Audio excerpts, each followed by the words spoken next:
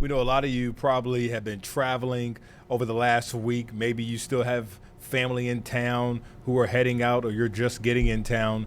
Gas, especially if you drove, is one of the most important topics that I know a lot of people are wondering about right now. And this morning we have Patrick Haan with GasBuddy to give us an update on how gas prices are.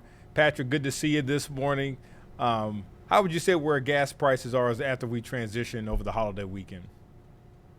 We've continued to see a slow and steady decline. Certainly good news for many motorists going into July 4. Gas prices across Virginia have dropped another 6 cents a gallon in the last week. The statewide average about 362. And while that is about 58 cents above where it was last year, it's certainly a big improvement from where gas prices were back in mid-May. Oil prices have been declining. Now, you may have heard the president talk about how oil is low. Why aren't gas prices low? And a lot of that subject, while the Strait of Hormuz is slowly getting up to speed, what Americans should be focused on now for that discrepancy between the price of oil and gasoline and diesel prices that remain elevated is something ongoing in Russia. Continued Ukrainian attacks on Russian refineries over the weekend. We can have all the oil in the world that we want, and it's pretty plentiful right now, falling under $70 a barrel. But now the problem is a lack of refining capacity, and a lot of that is stemming from Ukrainian attacks on Russia. So that is why, while the president has targeted this, that's why gas prices still remain elevated, is now because this issue that we're paying more attention to as the Strait of Hormuz slowly reopens. Awesome. And I know we've kind of been watching, and it looks like week by week prices are starting to go down. Do you think as we head into the peak summer at the end of July and early August, we'll continue to see this trend going downward? Well, as I mentioned, as Ukraine's attacks have been stepped up on Russian refineries, we may not go a whole lot lower. And there's always the uncertainty over hurricane season, which we're a few weeks away from really getting into the prime of hurricane season. And that's going to be a big wild card. We're really not having any margin for error.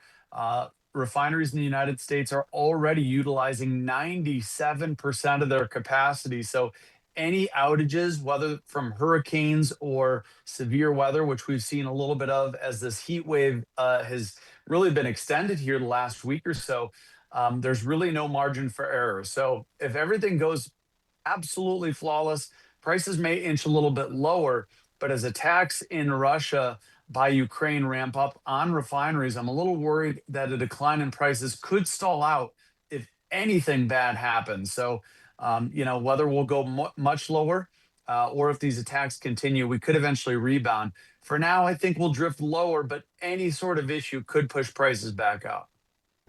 Yeah, so I guess it's kind of just a wait and see type game. I know we saw yesterday OPEC Plus announced it will increase oil Yep. production by about 188,000 barrels a day.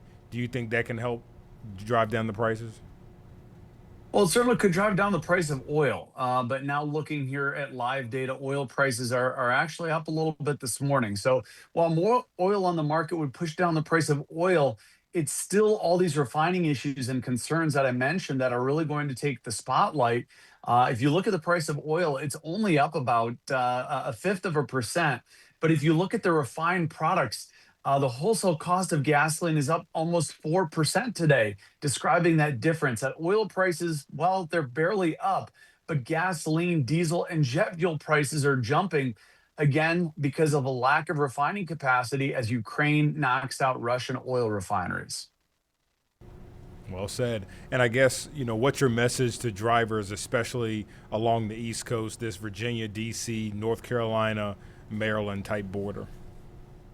Well, at least for now, prices have inched a little bit lower. But as I mentioned, it seems like one issue sees improvement. The Strait of Hormuz reopens, and now we're focusing on another challenge. So be ready for a little bit of uncertainty, some bumps in the road.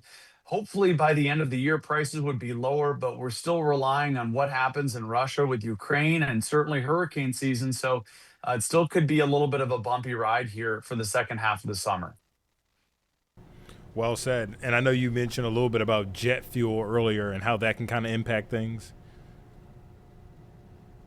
Yeah, certainly. I mean, jet fuel prices are going back up. Keep in mind that airlines' jet fuel is one of the major components don't look for the fall in oil and jet fuel prices to really get any relief to airfares this summer. By the end of the year, if you're traveling fall and winter, you may start to see a little bit of improvement. That's when airlines usually have excess capacity when Americans aren't traveling as much. So airfares may come down by late this year. Of course, keep in mind when it comes to diesel and the impacts to your wallet at the grocery store, diesel's only one of the components that goes into the prices behind the goods and groceries you're buying. Another issue there, though the price of diesel is declining, is a lack of truckers. And we've seen the administration removing truckers, those that aren't speaking English, and there's been other issues that could keep the price of groceries elevated, even if the price of diesel does improve. All right, well said. I appreciate it. Looks like, yeah, kind of just a wait and see type game, really a trickle effect impacting everyone. But Patrick DeHaan with GasBuddy, we appreciate you taking part of your day to speak with us this morning.